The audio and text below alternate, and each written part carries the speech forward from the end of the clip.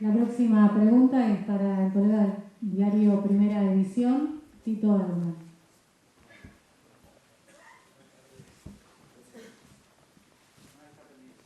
Hola, hola.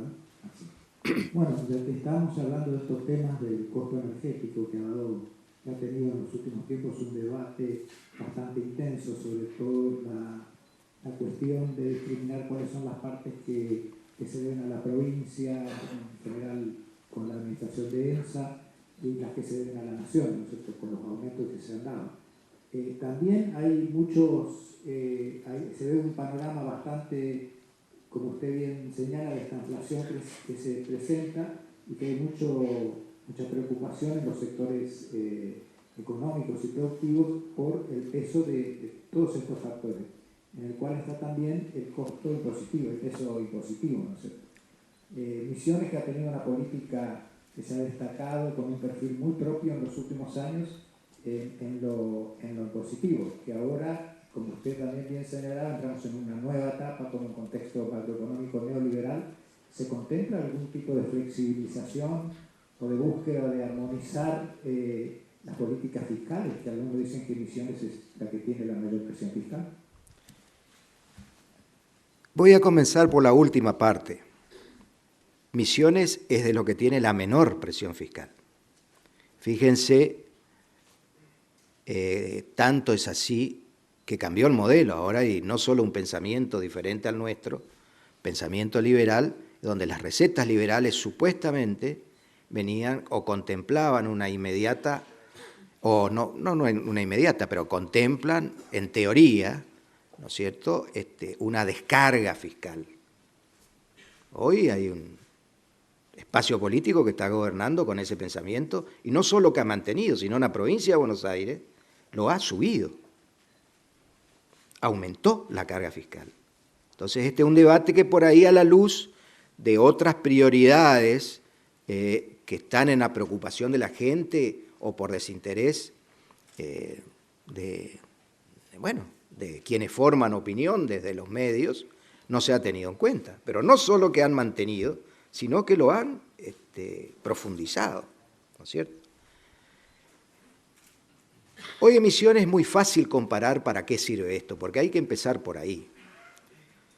Una insignificante carga fiscal para la grandes mayoría, el 80% de los misioneros paga prácticamente un mínimo. ¿Le sirve para qué? Para hacer frente a las asignaciones, frente a justamente un mínimo de recursos que hoy está recibiendo la provincia de Misiones, Diario La Nación de hace unos días, vía subejecución de los presupuestos y vía también, sobre todo, prácticamente la paralización de la obra pública. Por lo tanto, las asignaciones más importantes del Estado se llevan adelante exclusivamente, casi exclusivamente, ¿no?, con los aportes de rentas generales de la provincia, ¿no? Y eso explica por qué tenemos el mejor sistema provincial de salud. Hemos asistido con esos recursos integralmente a la mayor epidemia sin ningún traspié, donde debo felicitar la altísima grado de profesionalismo de todo el cuerpo, desde el humilde hombre o mujer, agente sanitario, enfermeros, bioquímicos, médicos, en todas sus especialidades, ¿no es cierto?, en una crisis que la hemos resuelto con esfuerzo, con trabajo y con nuestros recursos.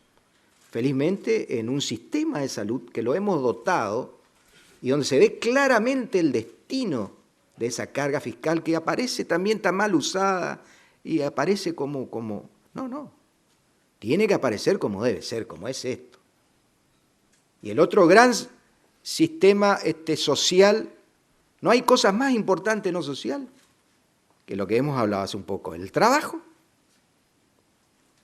que no depende solamente del Estado, porque el Estado no está a priori para proveer trabajo. la salud y la educación. Son los 3 pilares del desarrollo social, no solo de los misioneros, sino de la humanidad. Entonces ahí se ve con claridad, y yo creo que en estos momentos de vacas flacas, de crisis, es donde se ve con verdadera magnitud el impacto de lo que significa haber previsto, ¿no es cierto?, con cargas reguladas, donde aporta el que más tiene, aporta más a esa caja del Estado, y los que menos tienen menos, pero para sostener al conjunto. Porque en nuestro hospital insigne no se le pide un certificado económico a quien va con una necesidad de salud. Entran todos. Y es 100% gratuito. Hoy no existe esto en ningún estado de la Argentina ni en el mundo. En Estados Unidos se está terminando un gobierno demócrata donde anunció el seguro de salud, que nosotros lo tenemos vigente. No lo pudo cumplir. La semana que pasó, de manera histriónica se despidió de todos los estadounidenses, de sus amigos, el presidente Obama, con Obama out. Bueno, la despedida de ese término fue out, pero sin el seguro de salud, que lo tenemos los misioneros, ¿no? Y funcionando activamente, y en plena crisis, con dificultad, porque tenemos nuestras dificultades. Lógicamente, los recursos económicos son escasos. Fíjense qué está pasando en las otras provincias, que no tomaron la precaución, la previsión, y también entraron en esa suerte de delirio ideológico que ya está pasado, porque no existe país en el mundo que no tenga una carga fiscal importante. Todos los países europeos la presión fiscal es encima del 60%. Los países, es interesante este debate y hay que hacerlo en profundidad, los países que detentan el famoso welfare state, que es el estado de bienestar, que son los países nórdicos, tienen cargas fiscales de más del 70%. Nadie los ha igualado. El único país de Europa que se le acerca es Alemania, donde, bueno, los servicios sociales, tanto para niños como para adultos, los dos extremos de la sociedad, son absolutamente gratuitos, mantenidos por el Estado, pero bueno, el ciudadano debe hacer frente a su bolsillo. También en otro tiempo he traído aquí los debates, porque se vienen los debates. Hoy en el mundo se habla del malestar de las democracias. Pues justamente por el socavamiento de los estados y la eliminación de los sistemas impositivos hace a los estados absolutamente o ausentes o empobrecidos. Entonces, la sociedad percibe todo este deterioro y va planteando cada vez más mayor presión a quien gobierna.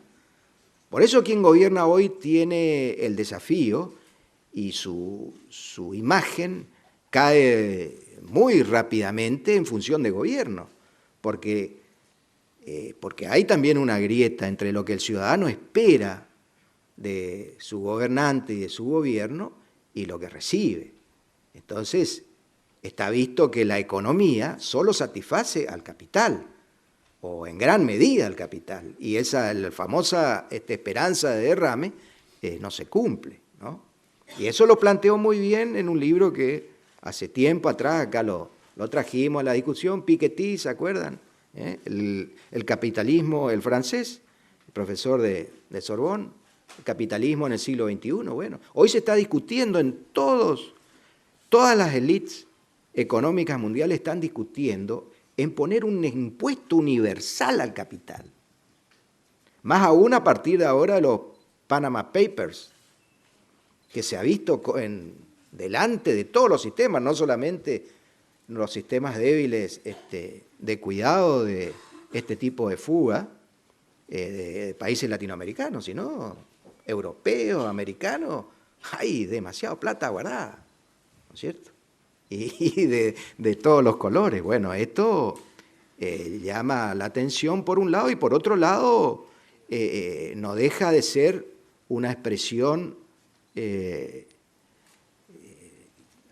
tremenda de la cantidad de dinero que hay acumulado en el mundo y de que ese dinero podría servir para alguna otra cosa, no solamente generar renta y todo lo demás. Entonces, se está hablando en el concierto de las naciones más poderosas de una gobernanza financiera e incluir un impuesto a estos grandes capitales, justamente que vaya pagando los desequilibrios, que vaya derramando en las geografías más desprovistas o, por caso también, que vayan capitalizando créditos y formas de intervención para hacer frente a una sociedad mundial que hoy tiene 7.000 millones, que pronto va a llegar a los 10.000 millones de personas, y donde es insignificante aquellos que detentan absolutamente el capital. El resto, la distribución es absolutamente cada vez mayor y abismal la diferencia, ¿no? Entonces, estos son los temas modernos sobre los cuales hay que ir buscando formas de redistribución. Y sinceramente yo confío en que cada vez que se dé con el tono adecuado, reitero, y no tirando piedras, se le haga entender, y yo creo en la capacidad de rectificación que tiene el presidente actual. Entonces, creo en que los problemas que hoy tenemos, dichos bien así, tranquilamente, no como críticas desbordadas y ideologizadas. Nosotros tenemos una forma muy particular, aparte no somos un espacio nacional, y sí cuidamos este aspecto porque queremos la solución de la gente. La próxima pregunta la efectuará el periodista Gustavo Ibarro de Red Ciudadana. Ingeniero, hasta donde se sabe, la única opción que la Nación le está dando, le va a dar a las provincias que quieran encarar nuevas inversiones es tomar crédito. Misiones es una provincia prácticamente desendeudada. Quisiera escuchar su opinión sobre esa posibilidad. ¿Vería con buenos ojos usted o no que Misiones salga a tomar crédito? Así de una, como dicen los chicos, nos suena bien, ¿no? Endeudarse no es una buena práctica económica, ni para una provincia, ni para un país, ni para una familia. Imagínense una familia que viva de prestado, no tiene un horizonte ciertamente, porque en algún momento hay que pagar las deudas. Fijémonos lo oneroso que salió el festival anterior, de la época de la Alianza, de la Rúa y un poco anterior, si vamos más atrás, que significó un endeudamiento crónico que sujetó nuestro PBI en un valor cercano al mismo, o sea, un PBI incluso un poquito más, 400.000 millones de dólares, una cifra holgada, y que en su último capítulo de ahora salir del default de los denominados buitres o holdout, fue la última, el estertor de ese festival de endeudamiento. Fíjense lo difícil que fue salir de eso. Entonces, entrar rápidamente a un endeudamiento no es una buena política. Sí lo es pensar en una etapa muy puntual y en un plan de inversiones en infraestructura que sí van a significar cuotas pensadas, determinadas y muy acotadas de endeudamiento y bien distribuidas. Por eso espero que a la provincia de Misiones le toque muchísimo más que al resto, por la sencilla razón que Misiones ha venido haciendo inversiones muchísimo mayores que otras provincias vecinas con recursos propios. Y en este juego de entrar a compensar cargas, Misiones entra, holgado y entra primero. Entonces eso lo hemos hablado. Fíjense los planes de vivienda que tenemos hoy en un ritmo bastante bajo, pero ahí hay una participación del Estado provincial. El resto de las provincias solamente ha hecho viviendas recibiendo fondos de la Nación. Y así rutas y todo lo demás, hospitales, los pocos que hay en el resto del país y escuelas. En cambio acá es materia corriente. Hasta cuando teníamos un flujo de la nación, hemos hecho innumerables intervenciones de infraestructura con este tipo de recursos. Donde también quiero hacer una digresión para continuar con análisis de la pregunta. Los recursos de la nación, que hablamos, los recursos que ahora son escasos, que no se bajó a un mínimo, no están llegando. La nación no tiene realidad física, no existe como tal, somos todos. Primero están los pueblos y las provincias que son anteriores a la nación, lo dice la historia y lo dice la historia también jurídica, empezando por la Constitución. Los representantes del pueblo de las Provincias Unidas. Las provincias están antes que la nación y todo está antes que la nación. Los recursos nacionales, acá hay una tergiversación de términos. Y me pongo un poquito, pasamos rozando la academia, sin serlo. Los recursos nacionales son de las provincias, donde la provincia delega a la nación su administración, su gestión. Pero todos los actos económicos o se hacen acá o acullá, son en el territorio básico, madre, que es provincial, donde están sustentados los seres humanos de carne y hueso, ¿no es cierto? Después, por supuesto, por el entramado y la estructura jurídico-constitucional, administra un jefe de la administración nacional, que es el presidente. Y administran los territorios, los gobernadores, también como administradores. Pero ese es el orden de los recursos. Nosotros le cedemos la administración en nuestros recursos, que fíjense, el río Paraná, el río Uruguay, el río Iguazú. Todo eso genera el 20% de la energía que nos sale muy caro a los misioneros. Nosotros somos los dueños.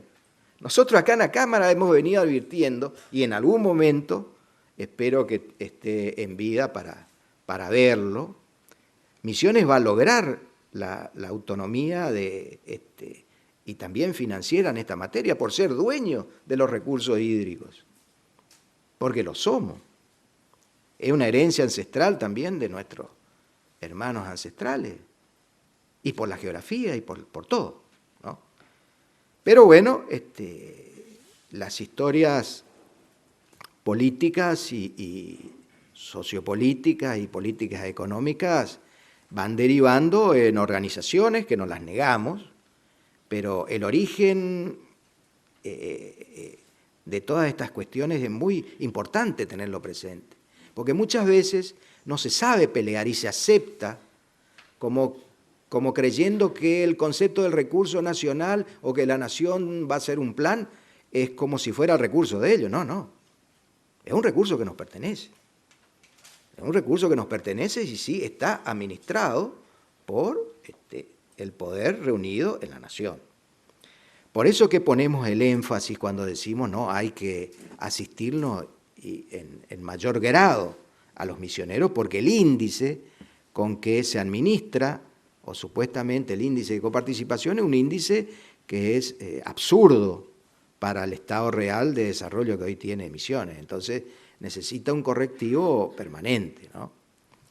Pero volviendo al tema del endeudamiento, nosotros no solo que tenemos muy presente la historia del endeudamiento nacional, sino básicamente el endeudamiento provincial.